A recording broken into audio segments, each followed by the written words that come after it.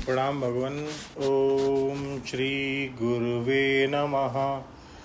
ओम सर्वश्रुति शिरोरत्न विराजित पदाम्बुजं वेदांताम्बुजमार्तंडं तस्मै श्री गुरुवे नमः।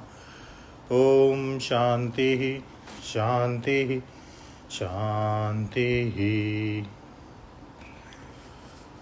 ओम ब्रह्म ज्ञान और उसकी साधना द्वारा स्वामी अखंडानंद सरस्वती जी महाराज द्वारा भगवान स्वामी जी ने बताया कि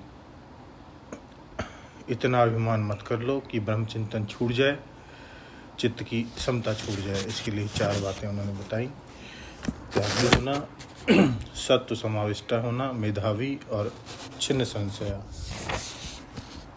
अब समचित्त तत्वों को स्वामी जी बता रहे हैं कि अपने तराजू के पलड़े को बिल्कुल बराबर रख लो, उसमें क्या भूत और क्या भविष्य। चित्त में यदि समता बनी रहे तो कल्याण हो गया। हमसे लोग पूछते हैं कि किस त्योहार को कौन सी कहानी कहनी चाहिए और कौन सी पूजा करनी चाहिए। अब बाबा, हम लोग तो त्योहार और पूजा ही क्या, सब में परमात्मा को देखते हैं। गाली देने वाले में भी, तारीफ करने वाले में भी, अपमान करने वाले में भी, सब में परमात्मा को देखते हैं। समचित्त तत्वम। अच्छा, फल में समता देखो। सम दुख सुख, गीता में यह शब्द कितनी जगह आया है। भक्त के लक्षण में है सम दुख सुख, गुणातीत के लक्षण में है सम दुख सुख, स्वस्थ है समलोष्टास्म कांचनम। यह सुख और दुख फल हैं विकर्म के। बाहर के सुख दुख को सुख दुख नहीं बोलते हैं। संस्कृत भाषा में मरने का नाम दुख नहीं है और पैदा होने का नाम सुख नहीं है। ब्याह का नाम सुख नहीं है, पैसा आने का नाम सुख और जाने का नाम दुख नहीं। मन में जो सुखाकार और दुखाकार वृत्ति होती है उसी को सुख दुख बोलते हैं। ये दुनियादार लोग ऐसे छुई मुई हैं कि दिन भर में 17 बार हंसते और 17 बार रोते।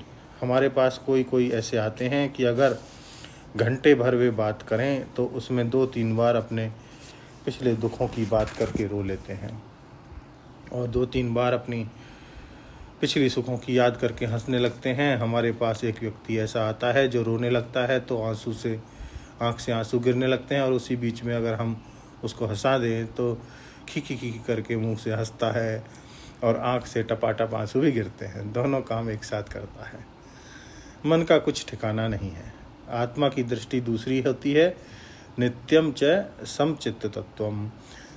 वृत्ति कभी सुखाकार होती है, कभी दुखाकार होती है। जैसे कमल सूर्य विकासी होता है, दिन आने पर वह स्वयं खिल जाता है और रात आने पर बंद हो जाता है। जैसे कोई चंद्रमा के आने पर रात में खिल जाती है, वैसे यह हृदय कमल है। इसका स्वभाव है खिलना। समय पर खिलता है, समय पर सिकुड़ता है, तो समय पर बिना कोई दुख का निमित्त हुए ही दुख की कल्पना करके रोने लगता है और समय पर सुख का कोई निमित्त हुए बिना ही यह सुख की कल्पना करके सुखी हो जाता है।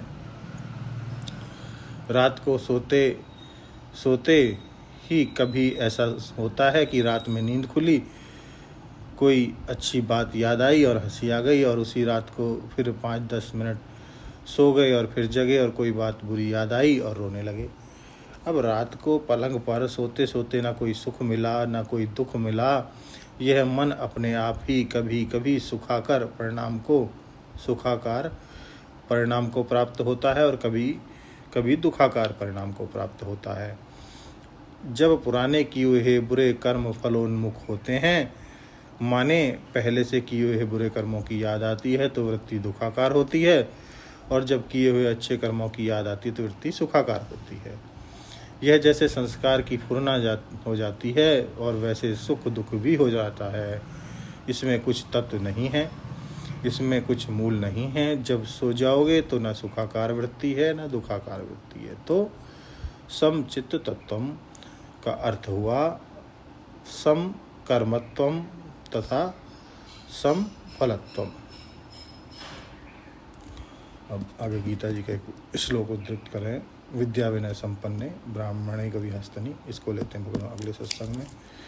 ओम शांति ही शांति ही शांति। प्रणाम भगवान।